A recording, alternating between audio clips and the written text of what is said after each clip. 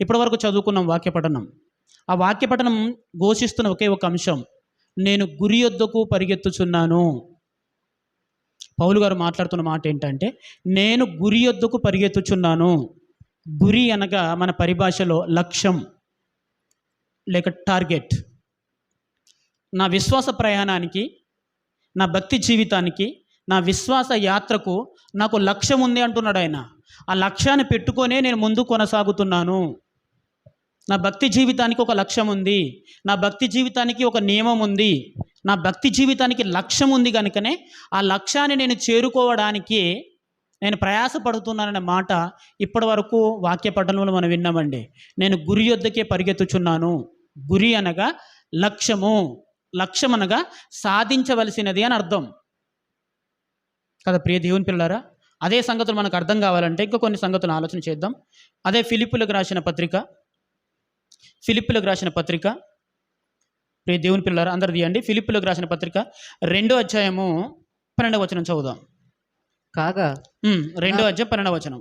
నా ప్రియురారా, మీరు ఎల్లప్పుడూ విధేయులై ఉన్న ప్రకారము అవును నా ఎదుట ఉన్నప్పుడు మాత్రమే కాక మరి ఎక్కువగా నేను మీతో లేని ఈ కాలమందును అవును భయముతోను వణుకుతోను మీ సొంత రక్షణను కొనసాగించుకొనుడి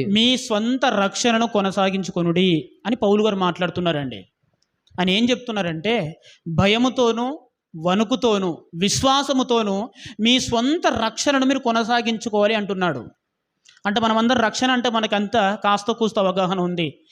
నీకున్న రక్షణను, నీకున్న భక్తిని, నీకున్న విశ్వాసాన్ని ముందుకు కొనసాగించుకోవాలి అంటే దానికి భయము విధేయత, వణుకు అని కూడా మాట్లాడాడండి. పౌలంతటి మహనీయుడే తన విశ్వాసాన్ని కాపాడుకోవడానికి వణుకుచున్నాడంట. దేవుని యందు భయభక్తులు కలిగి ఉన్నాడంట. మీరు మర్చిపోకూడదు. ఎందుకు మాట్లాడుతున్నాడంటే, ఈ రక్షణను ముందుకు కొనసాగించుకోవాలి అని అంటే దానికి ఖచ్చితమైన నిర్దిష్టమైన ప్రణాళిక అవసరం. నీకు రక్షణ ఉంది ప్రియ దేవుని పిల్లలారా, నీ రక్షణ ఉంది నీకు లేదంటారా? ఉందండి. మనందరికీ క్రీస్తు నామములోనే కదా మనం రక్షింపబడింది. ఈ రక్షణను ముందుకు కొనసాగించుకోవాలి, ఈ రక్షణ తుదమట్టుకు కొనసాగాలి, అంతం వరకు ఉండాలి అని అంటే దానికి ఖచ్చితమైన నిర్దిష్టమైన స్పష్టమైన ప్రణాళిక అనేది ఉండాలండి అని అదే చెప్తున్నాడు. మీ సొంత రక్షణను కొనసాగించుకోండి అనగా నీ సొంత రక్షణ కొరకే నీకు ఖచ్చితంగా లక్ష్యం అనేది ఉండాలి. రక్షణ కొరకేనా లక్ష్యమా లేక నిర్లక్ష్యమా అనే పాఠం అండి మనం మాట్లాడుకునేది. సరే, పాఠం పేరు ఏదైనప్పటికీ నీకుంటూ సొంత రక్షణ ఉంది కదా. ఎదుటివారి రక్షణ కోసం కాదు నేను మాట్లాడేది, నీ రక్షణ. అవునా? అర్థమవుతుందా లేదండి? నీకంటూ ఒక రక్షణ ఉంది, దీని పేరే సొంత రక్షణ అనుకుంటే ఈ సొంత రక్షణను ముందుకు కొనసాగించుకోవాలి అని అంటే దీనికి ఖచ్చితమైన స్పష్టమైన ప్రణాళిక అవసరం అండి. లక్ష్యం అనేది అవసరం. ఆయన ఎందుకు మాట్లాడుతున్నా అలాగంటే, హెబ్రీయులకు రాసిన పత్రికలో మరో మాట చెప్తున్నాడు. హెబ్రీయులకు రాసిన పత్రిక 2వ అధ్యాయం 3వ వచనంలో కూడా అదే పౌలు గారు మరొక మాట మాట్లాడుతున్నారండి. దయచేసి తీద్దాం అందరం కలిసి. హెబ్రీయులకు రాసిన పత్రిక 2వ అధ్యాయము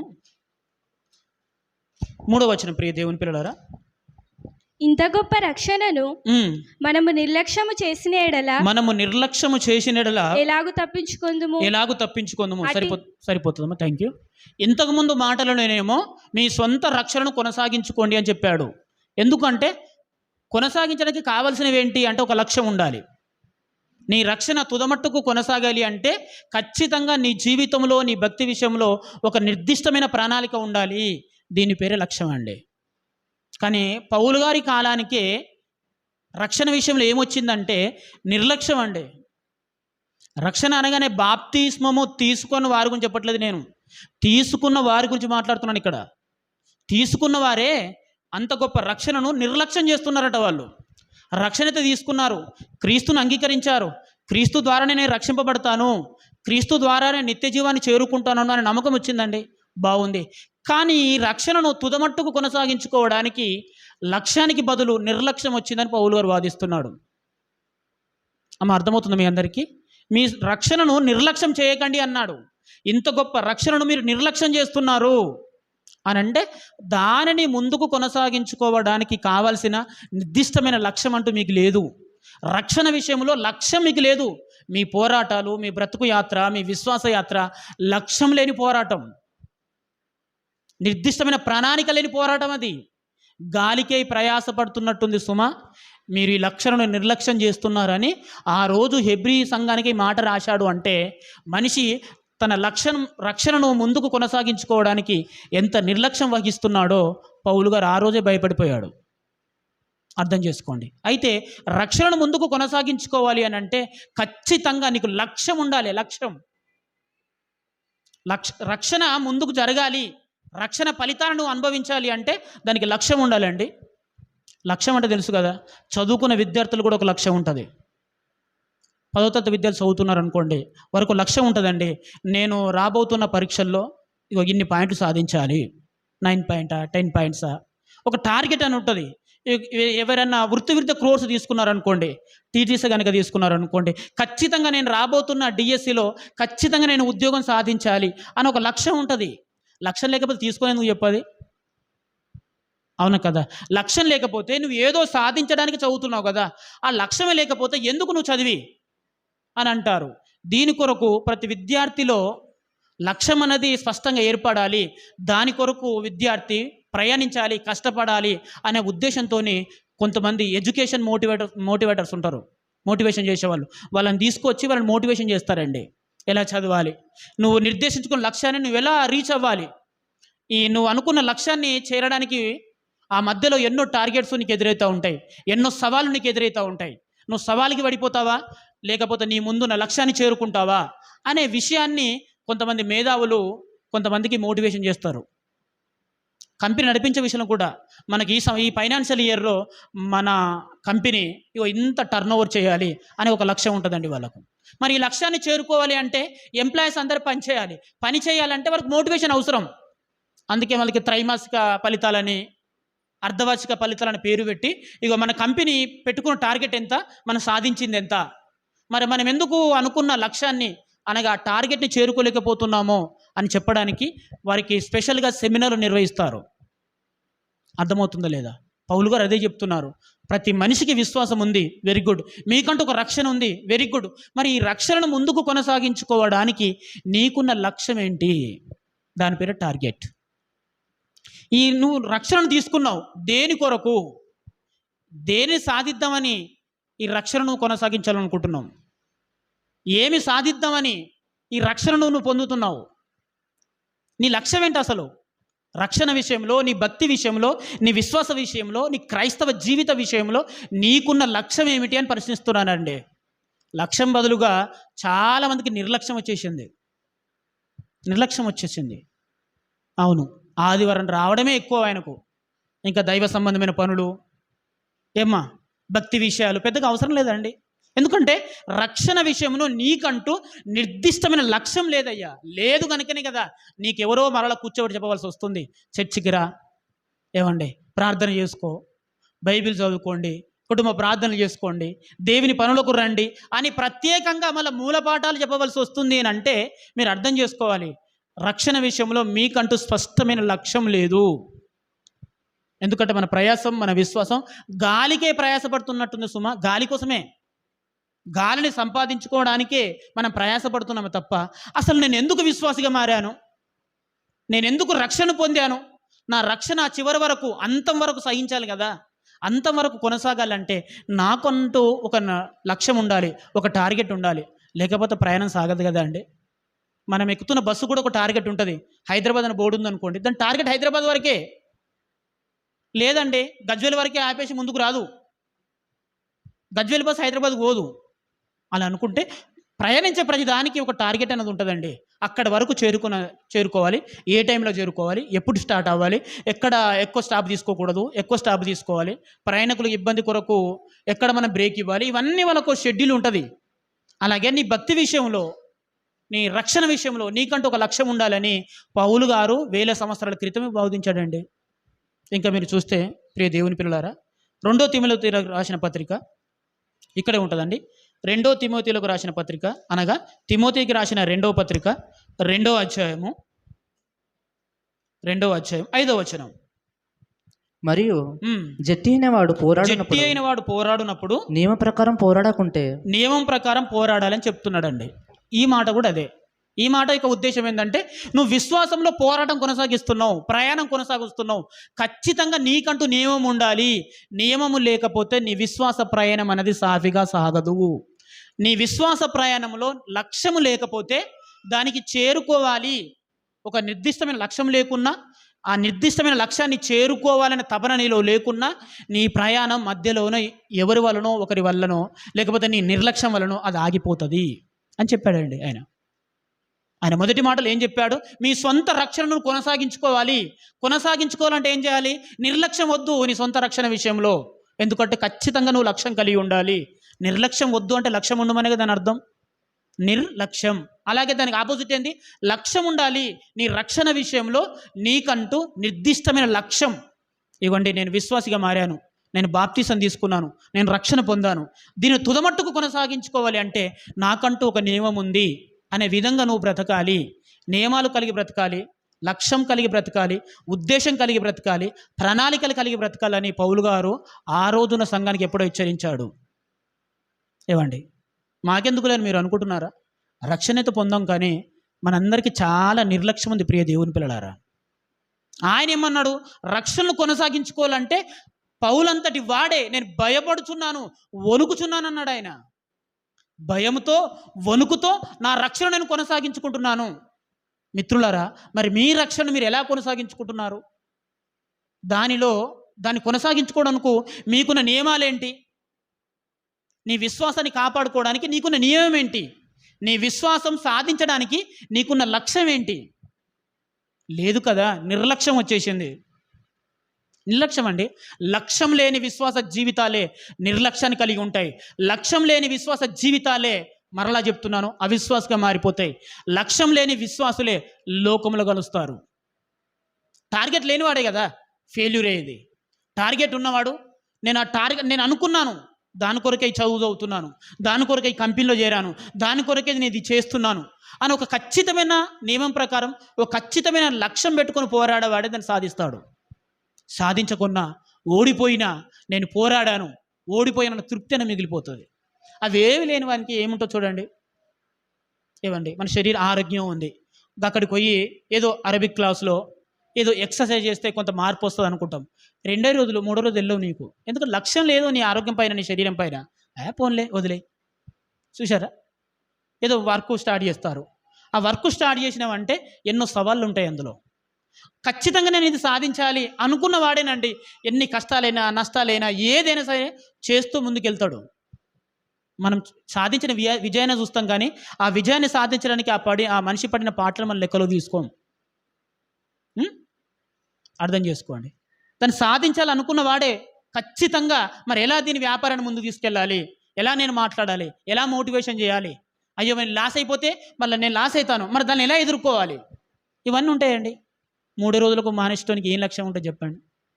ఏ విషయంలో అయినా సరే, ఏ పని చేసినా లాభమే కలుగును అన్నాడు సొలొమోను గారు. అంటే ఆ లాభం నీకు వచ్చేంత వరకు నువ్వు దాన్ని పోరాడాలి బిడ్డ. ప్రతిదీ చట్ట ప్రకారం అన్యాయమైన పని తప్ప ఇంకా ఏదైనా నువ్వు చేసుకుంటూ వెళితే అందులో నువ్వు నైపుణ్యత సాధిస్తావు, నువ్వు లక్ష్యాన్ని చేరుకుంటావు అని చెప్పాడండి. లక్ష్యం లేని జీవితాలైనా, లక్ష్యం లేని చదువులైనా అది మధ్యలోనే ఆగిపోతాయి. ఎందుకోసం చదువుకున్నాం ఏమో. అలాగే పౌలు గారు చెప్తున్నాడు, అయ్యా విశ్వాసులారా, దేవుని పిల్లలారా, మీకు చాలా నిర్లక్ష్యం వచ్చిందని చెప్తున్నాడు అండి. నిర్లక్ష్యమా? ఎలా వచ్చింది నిర్లక్ష్యం? నిర్లక్ష్యం వచ్చింది కాబట్టే కదా నీ జీవితం ఇలా వ్యర్థమైపోతుంది. మరలా లోకం వైపు చూస్తున్నావు, ఈ జీవితకాలం మట్టుకే అనుకున్నట్టుగా బ్రతుకుతున్నావు, నీకంటూ ఒక లక్ష్యం లేదు. మరి లక్ష్యం కలిగిన వారు ఎలా ఉంటారు? లక్ష్యం కలిగిన భక్తులు ఎలా ఉంటారు? లక్ష్యం కలిగిన విశ్వాసులు ఎలా ఉంటారు? రక్షణ కొరకే ఒక నిర్దిష్టమైన లక్ష్యం కలిగి ఒక పట్టుదల కలిగిన వారు ఎలా ఉంటారో కొద్దిమందిని మీకు చూపిస్తాను. కీర్తనల గ్రంథము, దయచేసి అందరూ తీయండి ప్రియ దేవుని పిల్లలారా. కీర్తనల గ్రంథము, పాత నిబంధన గ్రంథంలో కీర్తనల గ్రంథము 132వ అధ్యాయము. అద్విక్ సరిగా కూర్చో నాయన, సరిగా కూర్చో, చేతులు కట్టుకో బిడ్డ. Very good. 132వ అధ్యాయము ఏమండి 2 నుంచి మొదటి నుంచి 5 వచనాలు చదువుకుందామండి. యెహోవా ఉమ్, దావీదునకు కలిగిన బాధలన్నిటిని ఆ, అతని పక్షమున జ్ఞాపకం చేసుకొనుము. అతడు యెహోవాతో ప్రమాణపూర్వకంగా మాట ఇచ్చి యాకోబు యొక్క బలిష్ఠునికి మొక్కుబడి చేసెను. ఎట్లనగా యెహోవాకు నేను ఒక స్థలము చూచు వరకు యాకోబు యొక్క బలిష్ఠునికి ఒక నివాస స్థలము నేను చూచు వరకు నా వాసస్థానమైన గుడారములో నేను ప్రవేశింపను నేను పరుండు మంచం మీదకి ఎక్కను నా కన్నులకు నిద్ర రానియను అనే మాట రాశారండి. ఎవరు ఆయన అంటే దావీదు గారు ఎలాంటి భక్తి పరులో, ఆయన ఎలాంటి ప్రవక్తనో, దేవుడు మెచ్చిన వారిలో ఎంతటి గనుడో మనందరికీ తెలుసు. ఏమండి, దేవుడు మెచ్చిన వారిలో ఆయన ఎంతటి గనుడో మనందరికీ తెలుసా అండి. దావీదు నా ఇష్టానుసారుడైన మనుషుడు, నా హృదయానుసారుడైన మనుషుడు అని దావీదు గురించి దేవుడే చెప్పిన తర్వాత ఆయనలో లోపం ఉందని మనం చూపించలేము. ఒకవేళ చూపిస్తే అది నీ ఉద్దేశపూర్వకమైన విమర్శనే తప్ప వాస్తవంతో కూడిన విమర్శ కాదు. ఏమండి, అలాంటి దావీదే తన భక్తి విషయంలో ఒక స్పష్టమైన లక్ష్యాన్ని కలిగి ఉన్నాడండి. దేవుడు మెచ్చాడు, నా హృదయానుసారుడు నువ్వని, నా ఇష్టానుసారుడు నువ్వే అని దావీదు గురించి దేవుడే చెప్పేశాడండి. ఆయన జీవితం ముందు మన జీవితాలు ఎంత, ఆయన కాలి గుడితో కూడా మనం సరిపోం. అలాంటి వ్యక్తి కూడా దేవుని విషయంలో ఒక స్పష్టమైన లక్ష్యాన్ని కలిగి ఉన్నాడండి. ఏంటి అని అంటే మందిరం. చూసండి, ఆయన ఏమన్నాడంటే యాకోబు యొక్క బలిష్ఠునికి మొక్కుబడి చేసెను, యెహోవాకు నేనొక స్థలము చూచు వరకు నా వాసస్థానమైన గుడారములో నేను ప్రవేశింపను, నేను పరుండు మంచం మీదకి ఎక్కెను, నా కనులకు నిద్ర రానియను. ఏమండి, నా కనులకు కునికుపాటు కూడా రానివ్వను అన్నాడు. తన ముందున్న లక్ష్యం ఏంటి అని అంటే దేవుడు గొర్రెల దొడ్డిలో ఉన్న నన్ను తీసుకొని వచ్చి రాజుని చేశాడు. రాజైన నేను దేవుని పిల్లలకు ఏదైనా మంచి చేయాలనుకున్నాడండి. కాబట్టి ధర్మశాస్త్రం చదవడం, ఆ ధర్మశాస్త్రాన్ని రాజు అయి ఉండి కూడా ఒక ప్రవక్తలక మారిపోయి దేవుని ప్రజలకు ధర్మశాస్త్రాన్ని బోధించడం, మంచి పాలన అందించడం దావీదు గారి సొంతం అండి. ఆయన రాజు కానీ ప్రవక్త కాడు బిడ్డ. కానీ రాజు అయినప్పటికీ రాజ్య పరిపాలన చేయాలి. అలాంటి వ్యక్తి ప్రవక్తగా మారి దేవుని ప్రజలను ఉద్దేశించి ఎన్నో గొప్ప ప్రవచనాలు చెప్పాడు, తీసుకొచ్చాడు, ప్రజలకు నేర్పించాడు. అయ్యో వారు ధర్మశాస్త్రం విని పాటించకపోతే కన్నీరు గార్చాడు దేవుని సన్నిధిలో. ఎంత మంచి భక్తి జీవితం దావీదు గారిది. అలాంటి దావీదు గారు కూడా ఒక స్పష్టమైన లక్ష్యం కలిగి ఉన్నాడు, ఒక నిర్దిష్టమైన లక్ష్యం కలిగి ఉన్నాడు. ఏంటి అంటే నేను వెళ్ళిపోచే కాలం వచ్చేసింది, నేను మంచి సరంబి వేసిన గృహంలో నివసిస్తున్నాను, గొర్రెలో దొడ్డిలో ఉండవలసిన నా జీవితం అంతఃపురానికి వచ్చింది. కానీ రాజులకు రాజు, ప్రభువులకు ప్రభు, సర్వలోకానికి చక్రవర్తి అనే దేవుడు గుడారంలో ఉండిపోయాడు. ఇది కూడదు. ఖచ్చితంగా నా దేవునికి నేను నివాస స్థానం ఏర్పంచేంత వరకు నా జీవితంలో జరగవలసిన కొన్ని పనులను జరగనివ్వనని టార్గెట్ పెట్టుకున్నాడండి. నా కనులకు నిద్ర రానివ్వను, మంచం మీదకి ఎక్కను అని అంటే అర్థం ఏం చేసుకోండి, ఒక రాజుగా నేను అనుభవించే ఈ విలాసాన్ని అనుభవించలేను అన్నాడు. ఎందుకు? దేవునికి నేను ఒక మందిరాన్ని నిర్మించాలి. మరి ఆ మందిరం ఎలా ఉండాలి? ప్రపంచం మరిచిపోకూడదు ఆ మందిరం యొక్క గొప్పతనం. దాన్నంతా సువర్ణంతో నిర్మించాలి. ప్రపంచకారులు, ప్రపంచ మేధావులు, ప్రపంచం యొక్క రాజులు దాని గురించి పొగడాలి, దానిని జ్ఞాపకం పెట్టుకోవాలి. అది సమస్త జనులకు ప్రార్థన మందిరంగా మారాలి. అక్కడ నిత్య హోమాలు జరగాలి, అనగా బలులు.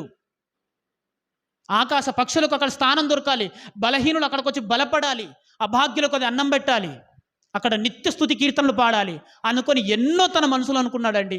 దాని కొరకే స్తుతి ఎవరు చేయాలి, యాజకత్వం ఎవరు చేయాలి, మరి ఏమండి ఆ ధర్మశాస్త్రానికి సంబంధించిన పనులు ఎవరు చేయాలో మోషే గారు విధించిన వాటన్నిటినీ మరొక్కసారి ముందుకు తీసుకొని వచ్చి ఒక్కొక్క వర్గానికి ఒక్కొక్కటి పనిని నియమించాడు ఆయన దావీదు గారు. ఎందుకు? నేను మందిరం కట్టేంత వరకు నా కనులకు నిద్ర రాని అని అన్నాడు. పడుకోలేదని కాదు, పడుకున్న అదే ఆలోచన. ఎందుకంటే తన ముందున్న లక్ష్యం, తన ముందున్న టార్గెట్ అది అయ్యేంత వరకు నా కునుకు నా కనులకు రాని అని నేను అన్నాడు. అంతే, నేను రానివ్వను. అది అయ్యేంత వరకు అది 1 సంవత్సరం నిర్మించేది కాదు దావీదు, 40 ఏళ్ళు పడుతుంది. తెలుసా నీకు? కావచ్చు. ఆయన చేసిన పరిపాలనే 40 ఏళ్ళు. దాన్ని నిర్మించడానికే ఇంచుమించు చాలా సంవత్సరాలు పడుతుందయ్యా, అయ్యుండొచ్చు. కానీ దాన్ని నిర్మించేంత వరకు నా కను మూయదని చెప్పుకోడు. చావు రానివ్వను, నాకు వద్దు, ఆ చావే నాకు వద్దు. అది నిర్మించిన తర్వాత, నా దేవునికి మందిరం నిర్మించిన తర్వాత, ప్రజలందరూ దాన్ని ఆశ్రయించిన తర్వాత నేను అప్పుడు చచ్చిపోయినా పర్వాలేదు అని తన చావును సైతం పక్కన పెట్టేశాడండి. తన జీవితంలో జరగవలసిన రాజుగారు అండి, మంచి భోజనం ఉంటుంది ఆయనకు, మంచి పడక గది ఉంటుంది ఆయనకు. రాజుగారికి కొదువేముంటుంది చెప్పండి? అలాంటి వైభవ స్థితిలో ఉన్న రాజుగారు తనకు దైనందిన జీవితంలో జరగాల్సిన అన్ని పనులను తీసి పక్కన పడేశాడు. ఎందుకు దావీదు ఇలా మారిపోయావు? నేను బలిష్ఠుడైన యెహోవాకు మందిరం నిర్మించేంత వరకు ఇలాంటి పనులకు నేను దూరం, ఇక వద్దు. నాకు దైనందిన జీవితంలో నాకు సంతోషాన్ని ఇచ్చే ఏ అంశం నాకు వద్దు, అది అయ్యేంత వరకు నేను ఇలాగే ఉంటానని ఒక స్పష్టమైన దీక్ష కలిగి బ్రతుకుతున్నాడండి దావీదు గారు. ఇక వీరినే లక్ష్యంతో కూడిన విశ్వాసులు అంటారు. లక్ష్యంతో కూడిన విశ్వాసులు అంటారు వీళ్ళని. దేవుడు మెచ్చిన వాడే మనలో ఒక స్పష్టమైన లక్ష్యం కలిగి ఉన్నాడు, తన సమాజం కొరకు, దేవుని ప్రజల కొరకు, ఇజ్రాయెల్ దేశం కొరకు. ఏవండి, మీరు జ్ఞాపకం పెట్టుకోండి. అవునా కదా? ఎందుకనంటే ఈ మందిరం కట్టాలనే ఆలోచన దావీదు మాత్రమే కాదు, దానికంటే పూర్వం ఒక వ్యక్తికి వచ్చిన ఆలోచన. ఆయన పేరు యాకోబు. యాకోబుకి వచ్చిన ఆలోచన ఫస్ట్. కానీ యాకోబు నుంచి దావీదు వరకు చాలా సంవత్సరాలండి అది పోస్ట్ పోన్ అవుతూ వచ్చేసింది. దాని గురించి పట్టించుకున్న వారు ఎవరు లేరు. మొట్టమొదటిగా యాకోబు గారు కలిగిందండి ఆ దర్శనం. ఇది దేవుని మందిరమే తప్ప వేరొకటి కాదని చెప్పాడు. దేవునికి భూమి మీద ఒక మందిరం ఉండాలి అని మొట్టమొదటిగా నిర్ణయించిన వ్యక్తి యాకోబు. ఆ తర్వాత అది కనుమరుగైపోయింది. దావీదు గారు దాన్ని అర్థం చేసుకొని ఖచ్చితంగా నేను చచ్చేంత లోపు యెహోవాకు మందిరం నిర్మించి చావాలి, అది ప్రపంచం గుర్తుపెట్టుకోవాలని టార్గెట్ పెట్టుకున్నాడండి ఆయన రాజు. ఈ లక్ష్యం కలిగిన విశ్వాసులు ఇలా ఉంటారు బిడ్డ. ఈయన ప్రయాసం గాలికే ప్రయాసపడుతున్నట్టు కాదు, గొప్పది. ఈయన జీవిత లక్ష్యం గొప్పది. ఓకేనా? ఇంకా ముందుకెళ్తాం ప్రియ దేవుని పిల్లలారా. మీరు ఆశ్చర్యపోయే సంగతి చూపిస్తాను. ఆదికాండము, పాత నిబంధన గ్రంథంలో ఆదికాండము అంటే మొదటి పుస్తకం అండి. మొదటి పుస్తకం 6వ అధ్యాయం 18వ వచనం. 6వ అధ్యాయం 18వ వచనం. మీరు చాలా జాగ్రత్తగా చదవాలి ఆ మాట. అయితే మీరు ఏమాత్రం మిస్టేక్ చదివినా అందులో ఉన్న విషయం అర్థం కాదు. 6వ అధ్యాయం 18వ వచనం, పేజీ నంబర్ 5వ పేజీ అండి, పాత నిబంధనలో. అయితే నీతో నా నిబంధన స్థిరపరచుదును, నీతో నా నిబంధన స్థిరపరచుదును, నీవును నీతో కూడా నీ కుమారులను, నీ భార్యయు నీ కోడండ్లను ఆ ఓడలో ప్రవేశింపవలెను. సరిపోతుందండి. దేవుని స్తోత్రం చెప్పండి గట్టిగా. మీరు గట్టిగా దేవుని స్తోత్రం చెప్పండి, గట్టిగా చెప్పండి అమ్మా. Very good. ఇక్కడ ప్రభు అయిన దేవుడు నోవాహుతో మాట్లాడుతున్నాడండి. ఆ ఓడ ఎలా నిర్మించాలో 13వ వచనం నుంచి చెప్పుకుంటూ వచ్చాడు. ఇప్పుడు నైతిక పాట పాడింది కదా, రక్షితుల నైతిక పాట పాడింది నోవాహు తాత అని. ఆ పాటను ఒకసారి జ్ఞాపకం పెట్టుకోండి. దాన్ని ఎలా నిర్మించాలి, అది ఎంత ఎత్తు ఉండాలి, దాన్ని ఎలా తయారు చేయాలి, దాని పొడవు ఎంత, ఎన్ని అంతస్తులు ఉండాలి, ఏ అంతస్తులో ఏమేమి ఉండాలో అవన్నీ చెప్పుకుంటూ వచ్చాడండి. ప్రళయం గురించి చెప్పుకుంటూ వస్తున్నాడు. ఈ ప్రళయం నుంచి మీరు తప్పించబడాలంటే ఒక ఓడ అవసరం.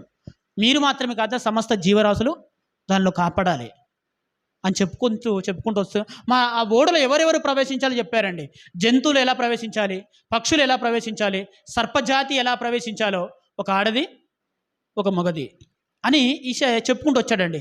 మనుషులు వచ్చేసరికి కూడా ఒక నిర్దిష్టమైన ప్రణాళిక తీసుకొచ్చాడు ఆయన. ఏంటి అంటే 18వ వచనంలో, నోవాహు నీవును, లెక్కలు బాగా పెట్టుకోవాలి మీరు, నీ భార్యయు, తర్వాత నీ కుమారులను, తర్వాత నీ కోడన్లును అన్నాడు. నోవాహు గారు అతని భార్య ఇద్దరు. ఆయన నోవాహు గారికి ఎంతమంది కుమారులు? నోవాహు గారికి ఎంతమంది కుమారులు అండి? 6వ అధ్యాయం 10వ వచనంలో చూడండి. 6వ అధ్యాయం 10వ వచనం. షేము, హాము, యాపేతు ముగ్గురు కుమారులు అండి. షేము, హాము, యాపేతు ముగ్గురు కుమారులు. కోడలు ఎంతమంది ఉంటారు? ముగ్గురు ప్లస్ ముగ్గురు 6, వీళ్ళిద్దరు 8 మంది మాత్రమే ఎందులో ప్రవేశించాలి? ఓడలోకి ప్రవేశించాలి. మీరు జాగ్రత్తగా గమనించాలి. ఇక్కడ ఓడ చెయ్యబడలేదు. ఇక అమ్మ మీకు అర్థమవుతుందా లేదా? ఓడ చేయబడలేదండి. ఓడ చేయబడలేదు ప్రియ దేవుని పిల్లారా. కానీ ఓడ చేసిన తర్వాత అందులోకి ప్రవేశించేవారు ఎవరు అని అంటే, నోవాహు అతని భార్య, అతని ముగ్గురు కుమారులు, ఏమండి కోడలు, 8 మంది మాత్రమే అందులోకి ప్రవేశం ఉంది సుమా. అవునా కదా? ఓడ నిర్మించడం అనేది ఒక వారంలోనో, నెలలోనో, సంవత్సరంలోనో, 2 సంవత్సరాలలోనో, 3 సంవత్సరాలలోనో, 5 సంవత్సరాలలోనో, 10 ఏళ్ళలోనో జరిగేది కాదు. ఓడ నిర్మాణం అనేది ఒక 5 సంవత్సరాలకు జరిగేది కాదండి. నీకు అర్థమవుతుందో లేదో, కుమారులు ఉన్నారు, కోడళ్ళు ఉన్నారు. పెళ్ళయిందే దేని కొరకు? పిల్లల కొరకు కదా. పెళ్ళయిందే పిల్లల కొరకు. నోవాహు పెళ్లి చేసుకుంది ఎందుకు కొరకు? తనకు పిల్లల కొరకు. తన కొడుకులకు పెళ్లి చేసింది ఎవరి కొరకు? దేని కొరకు? సంతానం కొరకు. కానీ దేవుడు ఇచ్చిన టార్గెట్ ఏంటంటే, నీవు, నీ భార్య, నీ కుమారులు, నీ కోడళ్ళు 8 మందే, 9వ వ్యక్తి రాకూడదు. అర్థమైందా మీకు? అర్థమైందంటారా ఈ విషయం? మనకు అర్థం కాలేదండి, వాళ్ళకి అర్థమైంది.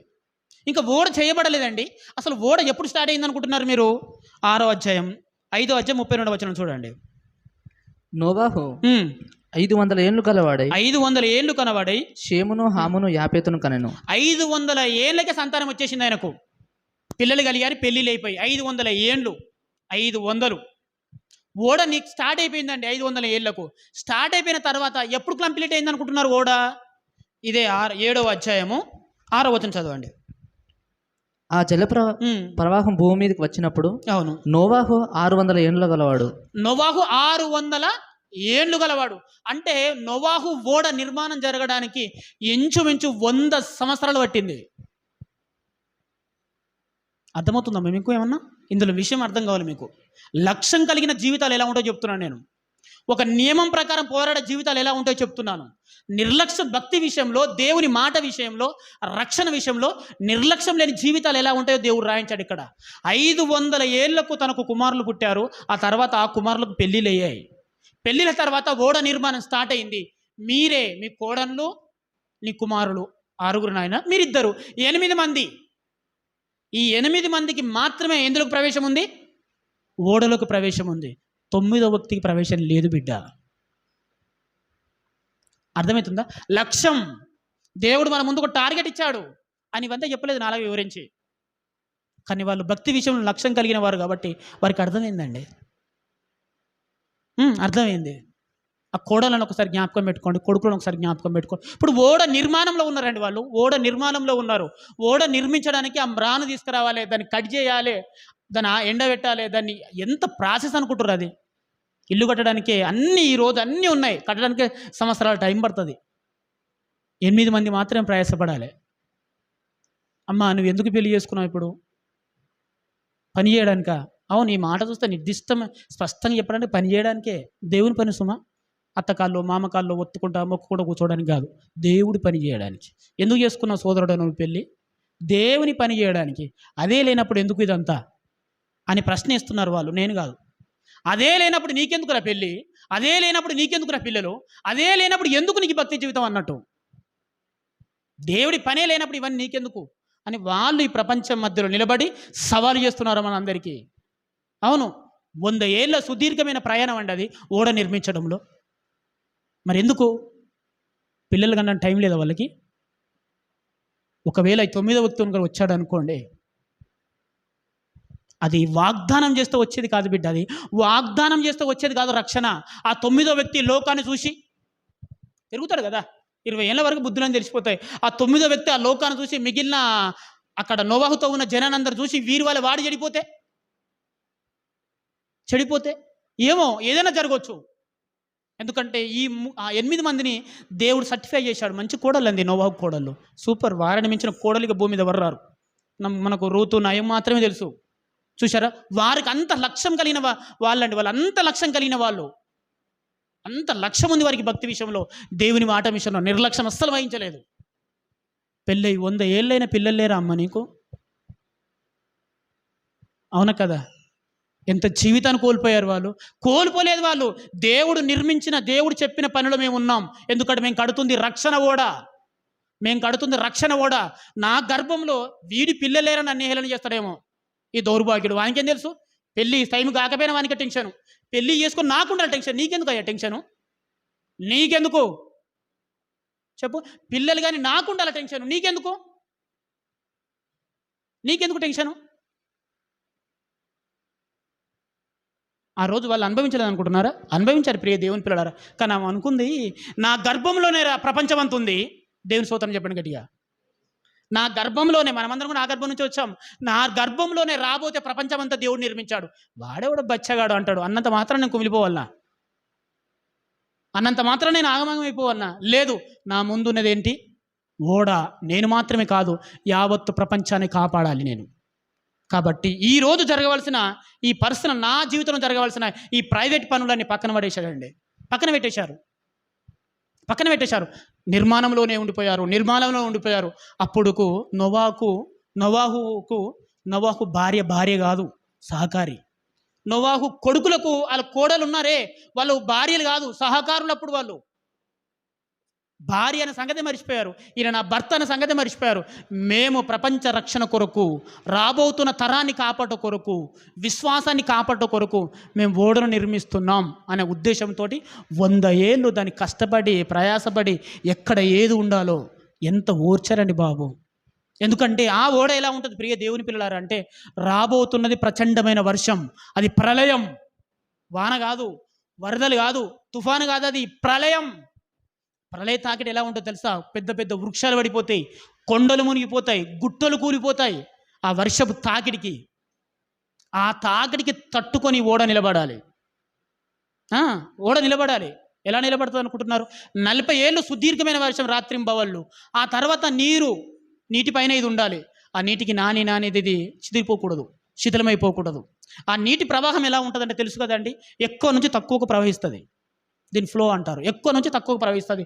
ఆ ఓడ వెళుతూ ఏదో ఒక దగ్గర లోయలా ఉందనుకోండి, అంత నీరుది కదా, అది లోయ అని మనకి ఎలా ఏర్పడుతుంది? నోవాహు గారు ఏమన్నా డ్రైవరా? దాన్ని నడపడానికి కెప్టెన్ అదేమన్నా? ఆ లోయలో కనుక అది వేగంగా దూసుకొని వెళ్ళిపోయింది అనుకోండి, దేనికైనా ఢీకొట్టి పగిలిపోయినా వీళ్ళు చచ్చిపోతారు. అలా ఒకవేళ లోయలోకి వేగంగా పైనున్న ఇలా దిగిపోయింది అనుకోండి, వేగంగా ఒకవేళ దూసుకెళ్ళి దేనికైనా ఢీ కొట్టినా సరే అది బద్దలవ్వకూడదు. అంత స్పష్టంగా దాన్ని, అంత బలంగా దాన్ని తయారు చేశారంటే వాళ్ళ ప్రయాస ఇష్టంతో చేస్తే అలాగా ఉంటుందిలేండి. లక్ష్యం. ఎందుకంటే వర్షం అనేది ఎంత పెద్ద తాకిడి వచ్చినా పర్వాలేదు, ఆ ప్రయాణంలో పోతూ కింద కొండలు మునిగిపోయాయి కదండి, ఆ కొండ రాళ్ళు అనేది ఉంటుంది. దానికన్నా లోయలు ఢీ కొడితే అడుగు భాగం కూడా గట్టిగా ఉండాలి. ఆ వర్షం పైన రాళ్ళు పడేటే పడుతుంది పైన. ఆ టాపు పగిలిపోతే ఆలోచించండి ప్రియ దేవుని పిల్లారా, ఎన్ని సవాళ్ళను ఎదుర్కొని నిలబడాలి ఆ ఓడ. అదంతా బలంగా తయారు కావాలంటే మొదటిది దేవుని కృప. ఆ దేవుని కృప వీళ్ళకు ఉండాలంటే వీళ్ళ లక్ష్యం అలాంటి చూశారా? నమ్మారు. ఏమండి, అందరు చచ్చిపోయినాక మేము ఉంటేంది అనుకోలేదు వాళ్ళు.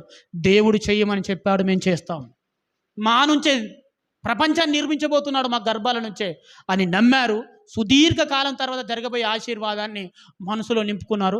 దాని కొరకు స్పష్టంగా ఒక లక్ష్యం కలిగి, నిర్దిష్టమైన ప్రణాళిక కలిగి బ్రతికారండి. వాళ్ళే మన తల్లిదండ్రులు. ఆదాముగాడు వాళ్ళే మన తల్లిదండ్రులు అండి. మనమంతా నోవాహు సంతానమే. మీరు అర్థం చేసుకోండి ప్రియ దేవుని పిల్లలారా. ఎందుకంటే వారి విశ్వాస జీవితంలో, వారి విశ్వాస యాత్రలో వారికి ఖచ్చితమైన ఒక లక్ష్యం ఉంది. వారి రక్షణను కొనసాగించారు. వాళ్ళంత భయంతో, వణుకుతోటి ఒక నిర్దిష్టమైన లక్ష్యం కలిగి బ్రతికారు కాబట్టే ఈరోజు మనం బ్రతికాం. అర్థమవుతుందా మీకు? అర్థం చేసుకోవాలి. ఇగో లక్ష్యంతో కలిగిన బ్రతుకులు ఇలా ఉంటాయండి. లేకపోతే మన బ్రతుకులు, మన విశ్వాస బ్రతుకులు గాలికే ప్రయాసపడుతున్నట్టు ఉంటాయి. ఎందుకు బాప్తిసం తీసుకున్నామో మర్చిపోతాం, ఎందుకు ప్రభు శరీరం తీసుకుంటున్నామో మర్చిపోతాం. ఎందుకోసం రా నువ్వు బతుకుతుందంటే, ఏమో చచ్చేంత వరకు బ్రతకాలి కదా కాబట్టి బ్రతుకుతాను, ఇంతేనండి. ఖచ్చితమైన లక్ష్యం అంటూ లేకపోతే నీ జీవితానికి ఒక విలువ ఉండదు బిడ్డ. ఇగో లక్ష్యం కలిగిన వాళ్ళు చూడండి, ఇగో ఒక నోవాహు కుటుంబాన్ని చూడు, వారికి లక్ష్యం కలిగిన కుటుంబం, అది లక్ష్యం కలిగిన కుటుంబం. ఓకేనా ప్రియ దేవుని పిల్లలారా? ఇంకొక మాట చూపిస్తానండి. లూకాసు వార్త 2వ అధ్యాయము 25వ వచనం.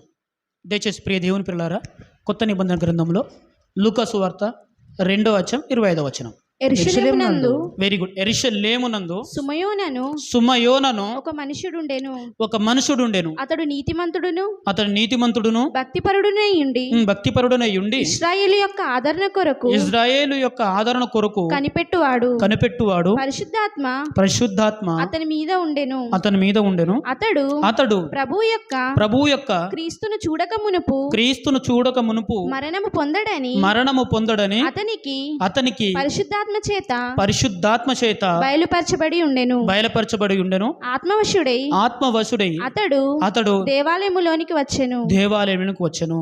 ఇక్కడ ఒక వ్యక్తి కనిపిస్తాడండి. ఆయన పేరు సుమయోన్. ఆయన ప్రధాన యాజకుడు అనుకోవచ్చు, ప్రవక్త అనుకోవచ్చు, ఇంకా వేరే ఏదైనా సరే.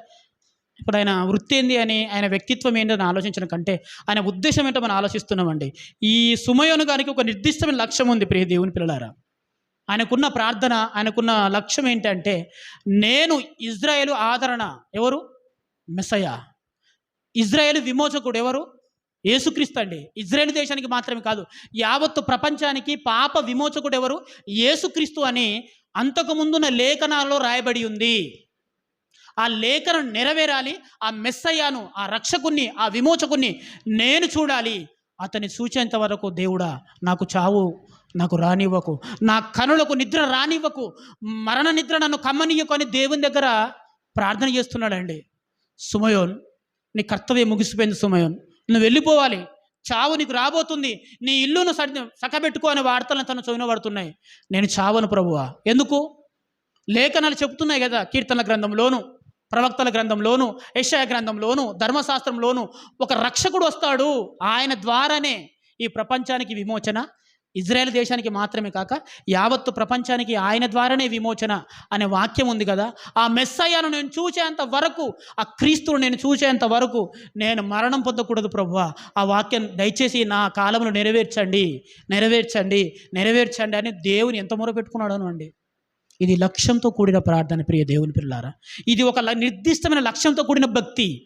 ఏం సాధించడానికి సుమయ్య నువ్వు బ్రతకాలనుకుంటున్నావు? నాకు బ్రతకాలని కోరిక లేదు, కానీ బ్రతకాలనుకుంటున్నాను. ఎందుకు? ప్రవచనం ఉంది కదా మెస్సయ్య కొరకు, ప్రవచనం ఉంది కదా యేసుక్రీస్తు పుట్టుక కొరకు. ఆ పుట్టుకను నేను చూడాలి, ఆ వ్యక్తిని నేను చూడాలి. నీకేమైనా పిచ్చా సుమేన్? దీని భక్తి అన్నారు, పిచ్చి అంటారు. ఆ ప్రవచనం నెరవేరడం దేవుని చిత్తంలో ఉంది. అది దేవుడు తన ఇష్టం ఉన్నప్పుడు నెరవేరుస్తాడు, కాలం సంపూర్ణమైన పంపిస్తాడు ఆవచ్చు. కానీ అదేదో నా కాలంలో నెరవేరితే, ఒక ప్రధాన యాజకుడిగా నేను ఎన్నో బలులు ఇచ్చాను, అవి బలులకు మనుషుల పాపాన్ని తీసివేయట్లేదు, కొద్ది వరకే. మరలా మనిషి పాపను జీవిస్తున్నాడు. ఈ ప్రజలందరికీ విమోచన నేను కలిగించలేకపోతున్నాను. ఎంత విమోచన కలిగించినా, ఎన్ని దహన బలులు జరిగినా, ఎన్ని ఎర్రని పెయ్యలు కోసినా, ఏమనండి, ఎన్ని పాప పరిహారార్థ బలులు జరిగినా వానిలో ఉన్న పాప స్వభావం మారడం లేదు. మరి దీనంతటి కారణం ఎవరు? ఇది మనిషి మారాలంటే ఎవరు రావాలి? ఒక వ్యక్తి రావాలి. ఆ వ్యక్తి పేరే మెస్సయ్య. దేవుని స్తోత్రం చెప్పండి గట్టిగా. అని పట్టుదల చూడండి ప్రియ దేవుని పిల్లలారా. ఒకవైపు జీవితం అయిపోయింది, ఆరోగ్యం సహకరిస్తలేదు, చావు దగ్గర పడుతుంది, ఆ మరణ వేదనలు తను సంభవించాయి, అయినా నేను బ్రతకాలి ప్రభువా. ఎందుకు? ఆయనను చూసిన తర్వాత నేను చావాలి.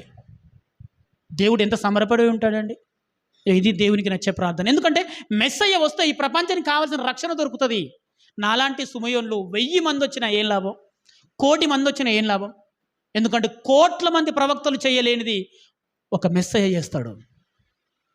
1,00,00,000 గొర్రెలు తొలగించలేని, నిష్కలంకమైన గొర్రెలు తొలగించలేని పాపాన్ని క్రీస్తు తొలగిస్తాడు. ఏమండి, 1,00,00,000 గ్రంథాలు మనుషులు మార్చలేవు, కానీ యేసు మాత్రమే మనిషిని మార్చగలడు, తనలో దైవత్వాన్ని నేర్పించగలడు. ఆయన వస్తే చాలండి, ప్రపంచం బాగుపడిపోద్ది.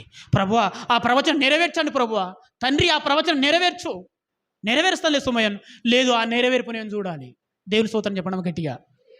ఇలా ఉంటుందండి లక్ష్యం కలిగిన విశ్వాస జీవితాలు. లక్ష్యంతో కూడిన విశ్వాస జీవితాలు ఇలా ఉంటాయి. లక్ష్యం లేకపోతే దేవుడు ప్రవచనం రాశాడు, ఓకే, ఈ రోజు కాకపోతే నెరవేరుస్తాడు, ఆయన చిత్తమే జరుగుగాక. ఇది సాధారణమైన ప్రజలు. కొందరికైతే ఆ ప్రవచనాలు తెలియవు, ఆ ఉద్దేశాలు తెలియవు, అసలు మెస్సయ్య వస్తే ఏం జరుగుతుందో కూడా తెలియదు. ఏదో వస్తారు, వింటారు, చస్తారు. కానీ ఇలా అలా కాదండి. ఈయన ఫస్ట్ కేడర్ అయినా ఆ ప్రవచనం ఉంది ప్రభువా, ఆ ప్రవచనం నా జీవితంలో నెరవేరాలి. నా కళ్ళతో నేను చూడాలి ఆ మెస్సయ్యను, నా చేతులతో నేను పట్టుకోవాలి ఆ మెస్సయ్యను. ఆ ప్రార్థన వినేవారికి ఎలా ఉందో తెలియదు, కానీ దేవునికి భలే అనిపించిందండి. ఇంతవరకు ప్రార్థన నేను విన్నాను, ఇంతవరకు ఎన్నో ప్రార్థనలు విన్న దేవుడు ఆ ప్రార్థన వినేసరికి ఎందుకు అన్నది తన మనసు చెలించింది. సమాజం కోసం ఆలోచించేవారు ఇలాగే ఉంటారు, యావత్తు ప్రపంచం కోసం ఆలోచించే ప్రార్థనలు ఇలాగే ఉంటాయి. ఆయన మాత్రమే కాదండి, ఇంకొక వ్యక్తి కూడా చూడండి. ఇంకొక వ్యక్తి 38వ వచనం, 2వ అధ్యాయం 38వ వచనం. ఆమె కూడా ఆ గడియలోనే లోపలికి ఆమె వచ్చి- కూడా అంటే ఎవరు తోడు అంటే సుమయోనుతో పాటు ఆమె కూడా. ఈమె ఎవరు అంటే హన్న యొక్క వ్యక్తిత్వం ఏంటో మీకు చూపిస్తాను ఇప్పుడు. 36వ వచనంలో 37వ వచనంలో ఉంటుందండి. 84 సంవత్సరములు విధవరాలై ఉండి దేవాలయం విడవక ఉపవాస ప్రార్థనలతో రేయం బగళ్ళు సేవ చేయుచుండెను. ఎన్ని సంవత్సరాలు విధవరాలు ఈవిడ? 84 సంవత్సరాలు తన జీవితాన్ని, తన వైవాహిక జీవితాన్ని పక్కన పెట్టేసిందండి. 84 సంవత్సరాల సుదీర్ఘమైన చరిత్ర అది. దేని కొరకంటే రేయం బగళ్ళు దేవాలయంలో ఉంటూ ఉపవాస ప్రార్థనలు చేస్తుంది, దేవాలయంలో రేయం బగలు గడుపుతుంది. ఎందుకమ్మా అని ప్రార్థన? పెళ్లి కావాలనా? కాదు. మరి విధవరాలు కదా, ఒంటరిగా మిగిలిపోయావు కదా, నీకు కుటుంబం కావాలనా? కాదు. నువ్వు నీ చావులో నేను అర్థం చేసుకున్నవారు తోడు నీకు కావాలనా? కాదు. మరి దేవుని కొరకు ఆమె కూడా దేని కొరకు ప్రయాసపడుతుంది? ఇజ్రాయేలు ఆదరణ కొరకు, ఇజ్రాయేల్ యొక్క విమోచన కొరకు అంటే ఆమె ప్రార్థన చేసింది, ఉపవాసాలు చేసింది, దేవాలయంలో సేవ చేసింది. దేవుడా, ఆ ప్రవచనం మేమున్నప్పుడే నెరవేర్చు. ఎందుకంటే ఆయన ఇప్పుడు నా ప్రార్థన చేశాను అనుకోండి, మీరు చేసే సహాయం నాకు మాత్రం వర్తిస్తుంది, నా కుటుంబాన్ని మాత్రం క్షేమంగా ఉంటుంది. కానీ మెస్సయ్య గనక భూమి మీదకి వస్తే ఇజ్రాయేల్ దేశంతో పాటు యావత్తు ప్రపంచానికి దేవుని మార్గం దొరుకుతుంది, రక్షణ మార్గం దొరుకుతుంది అని తన కోసం చేయలేదండి ప్రార్థన. అలాగని తన కుటుంబం కోసం కాదు చేసింది ప్రార్థన. ఇజ్రాయేల్ దేశంతో పాటు యావత్తు ప్రపంచానికి రక్షణ కావాలి, విమోచన కావాలి. విమోచన అంటే తెలుసు కదా, పాప నుంచి జరిగేదాని విమోచన కావాలని 84 సంవత్సరాల సుదీర్ఘమైన ప్రార్థన అండి అది, ఉపవాసంతో కూడిన ప్రార్థన. అందుకు దేవుడికి బాగా నచ్చారండి వాళ్ళు, బాగా నచ్చారు. ఎందుకోసం ప్రార్థన చేస్తుంది ఈ అన్న? తన జీవితం బాగుండాలని కాదు, రక్షకుడు మెస్సయ్య గనక వచ్చేస్తే ఈ లోకంలోనికి జరగాల్సిన మంచి జరుగుతూ వెళ్ళిపోతూనే ఉంటుందని మాకు తెలుసు గనక, ఏం కావాలమ్మా నీకు? మెస్సయ్య పుట్టడం కావాలి తండ్రి. నీకు ఆ ఛాన్స్ లేదు కదా. నాకు కాదు తండ్రి, నా గర్భాన పుట్టాలని ప్రార్థన చేయట్లేదు, కానీ ఆయన పుట్టాలి ఈ లోకంలో. చూశారా ప్రియ దేవుని పిల్లలారా? ఏమో ఇంకా 100 ఏళ్ళు ముందు పుట్టవలసిన క్రీస్తు వీరి ప్రార్థన వల్ల దేవుడు 100 ఏళ్ళు ఆ చరిత్రను వెనుక జరిపాడంటే ఆ ఘనత వీరిదై ఉండొచ్చు. దేవుని స్తోత్రం చెప్పండి గట్టిగా. లక్ష్యంతో కలిగిన బ్రతుకులు ఇలా ఉంటుందండి. మరి విశ్వాసి, నీ జీవిత లక్ష్యం ఏంటి చెప్పు? నీకంటూ టార్గెట్ ఏముంది? టార్గెట్ ఏమైనా ఉందా? బయట ఎలాగో టార్గెట్స్ ఉన్నాయి నీకు, నేను వాటిని కాదనట్లేదు, అవి తప్పనట్లేదు. బయట నీకంటూ ఈ దైనందిన జీవితంలో నీ జీవితం కొరకు ఏదైనా లక్ష్యం కనుక నీకుంటే, అసలు ఉన్నతమైన లక్ష్యం విలువేంటో ఈ మాటలు చదివితే నీకు అర్థమవుతుంది. అందుకే పౌలు గారు అన్నారండి, నేను గురి యొద్దకే పరిగెడుచున్నాను. అంటే పౌలు గారు కూడా ఒక గురి ఉంది. నన్ను పిచ్చోడు అనుకుంటున్నారా మీరు? రాళ్ళ దెబ్బలు తింటున్నాడు అమాయకుడు అనుకుంటున్నారా? గ్రామంలో సువార్త చేస్తున్నారు నన్ను అమాయకుడు అనుకుంటున్నారా? లేదు, నా విశ్వాస జీవితంలో నాకంటూ నిర్దిష్టమైన స్పష్టమైన లక్ష్యం ఉంది నాకు. అందుకేనండి అనేకమైన పత్రికలు రాశాడు. ఆయన విశ్వాస జీవితం లక్ష్యం ఉంది, ఆయనకు నిర్లక్ష్యం లేదు. లక్ష్యం ఉంది కనుకనే పత్రికలు రాశాడు, సేవకులను తయారు చేశాడు, గ్రామాన సువార్త చెప్పాడు, నిందించబడిన దీవించాడు, తరమబడిన ఓర్చుకున్నాడు, శపిస్తున్న వారిని దీవించాడు, అవమానిస్తున్న వారిని కోసం ప్రార్థనలు చేశాడు, ఈడ్చుకెళ్ళిన వారి కోసం ప్రభు వారిని క్షమించు తెలియదు అన్నాడు. ఈ సువార్తను పదిలంగా మనందరి కోసం దాన్ని బైబిల్ గ్రంథంలో పొందుపరిచాడు. పౌలు గారి జీవితం చూడండి, ఎందుకని అలా బ్రతికాడు అంటే ఒకటేనండి, లక్ష్యం. మరి ఇస్కరియోతు యూదా ఆయన అపోస్తులుడే, ఎందుకు మధ్యలో రాలిపోయాడు? లక్ష్యం లేదండి, ఎంత దొరికితే అంత అందినక్కడికి ఆయన అన్నట్టు. లక్ష్యం లేని జీవితం అది. అవును, యేసుప్రభు మంచోడు అనుకున్నాను, నమ్మాను, ఇప్పుడు ఎంత కాస్త తేడా అనిపిస్తుందో యేసుప్రభుని చూస్తే, అమ్మేసుకుంటాను. అవును కదా? ఇప్పుడు మనం కూడా అలాగే ఉన్నామండి. ఎందుకంటే ఈ జీవిత కాలం మట్టుకే మనం ఆలోచిస్తున్నాం, ఈ జీవితం బాగుంటే చాలండి. దేవుడు అంటే మన అనారోగ్యం వచ్చింది, బాగు చేయాలి, కుటుంబ సమస్యలు వచ్చాయి, దాన్ని సెట్ చేయాలి. ఏవండి, మన జీవితంలో సమస్యలు వచ్చాయి, ఆర్థికపరమైన ఇబ్బందులు వచ్చాయి, దీన్ని బాగు చేయాలి. ఇంతేనా నీ జీవితం? ఇంతేనా నీ విశ్వాసం? ఇంతేనా? ఈ మట్టుకేనా? అవి లోకంలో ఉన్నవారు కూడా దేవుడు ఇస్తున్నాడు. ఏవండి, మీరు బాగా జ్ఞాపకం పెట్టుకోండి. మన ప్రార్థనలు దేనికోసం పోరాడుతున్నాం? ఒక్కసారి అన్నగారి ప్రార్థనలు జ్ఞాపకం పెట్టుకోండి. ఏవండి, నేను ప్రార్థన చేశానండి, దేవుడు నాకు గర్భఫలాన్ని ఇచ్చాడు, గుడ్, బాగుంది. ఇది గాలి కోసం ప్రార్థన చేస్తున్నారు ఎవరైనా? ప్రభువా ఈరోజు మాకు గాలి ఇచ్చావు, మరి రేపు మాకు గాలి కావాలి తండ్రి, ఎవరైనా ప్రార్థన చేశారా? లేదండి. నిద్ర కోసం ప్రార్థన చేస్తున్నావా? ఏమో ఈ రోజైతే నిద్ర వచ్చింది, మరి రేపు వస్తుందో రాదో. నిద్ర కోసం మనం ప్రార్థన చేస్తున్నారా? గాలి కోసం మనం ప్రార్థన చేయట్లేదు. సూర్యుడు, ఈరోజు సూర్యుడు వచ్చాడండి, మరి రేపు సూర్యుడు వస్తాడో రాదో? సూర్యుడు రాకపోతే ఎలాగా? సూర్యుని కోసం ప్రార్థన చేస్తున్నామా? వీటి కోసం మనం ప్రార్థన చేయట్లేదండి. ఎందుకు? అవి ఖచ్చితంగా జరుగుతాయని నీకు నమ్మకం, అవి ఖచ్చితంగా దేవుడు జరిగిస్తాడు అన్న నమ్మకం. మిగతావి కూడా అంతే కదా బిడ్డ, మిగతావి కూడా అంతే కదా. మరి ఎందుకు వాటి విషయంలో ప్రార్థన, ఉపవాస ప్రార్థన అని పేరు పెట్టి వాటి కోసం ఎందుకు దేవుని బదనాం చేస్తున్నావు? మిగతావి కూడా అంతే కదా. గాలి కోసం ప్రార్థన చేయట్లేదు ఏమ్మా, సూర్యుని కోసం ప్రార్థన చేయట్లేదు, నేను నిద్ర కోసం ప్రార్థన చేయట్లేదు, నడక కోసం ప్రార్థన చేయట్లేదు. వీటన్నిటి కోసం అవి నీ జీవితంలో జరిగేటివే, అవి దేవుడు జరిగిస్తాడని నీకు ఎంత నమ్మకం ఉందో, మిగిలిన అంశాలు కూడా అంతేలే. జీవితం అన్నప్పుడు కొన్ని సమస్యలు, కొన్ని ఆనందాలు, దుఃఖాలు, బాధలు, ఇవన్నీ సహజం అండి. ఇవి లేకుండా నేను జీవితాన్ని దాటుతాను అనుకుంటే అది నీ భ్రమ. నీకు జీవితం విలువ ఏంటో తెలియదు అన్నమాట. అవి సహజం అండి, జరుగుతూనే ఉంటాయి. కానీ నువ్వు అడిషనల్గా ఒకటి నీ జీవితంలో తెచ్చుకున్నావు. ఏంటో తెలుసా? అది ఈ జీవితకాలం మట్టుకే నేను యేసుప్రభు నమ్మట్లేదు, కేవలం ఈ జీవితం బాగుండాలని నేను యేసుప్రభు నమ్మట్లేదు.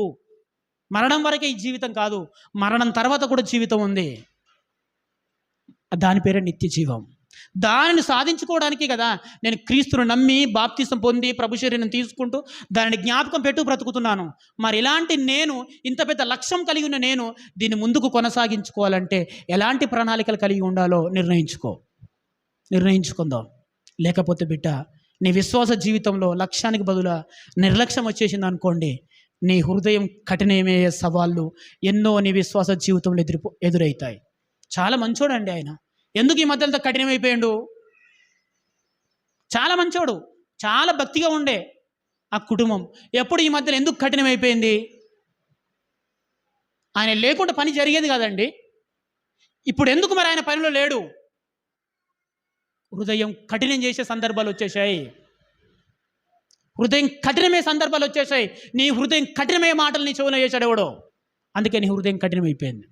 ఇక్కడ ఉన్న చాలామంది అండి, చాలామంది నిర్దిష్టంగా స్పష్టంగా ప్రణాళికలు కలిగి పనిచేసిన వారే ఇక్కడున్న సహోదరులు.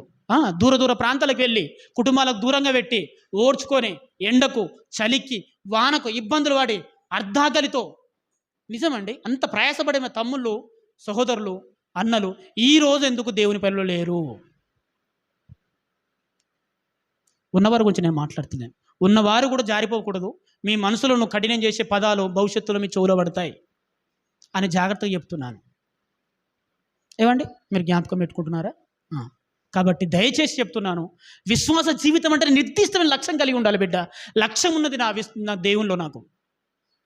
నేను దేవుని నమ్ముకుంది ఒక నిర్దిష్టమైన లక్ష్యం కొరకు. ఖచ్చితంగా మృతుల పునరుత్థానం నాకు జరగాలి అని పౌలు గారు అన్నారు.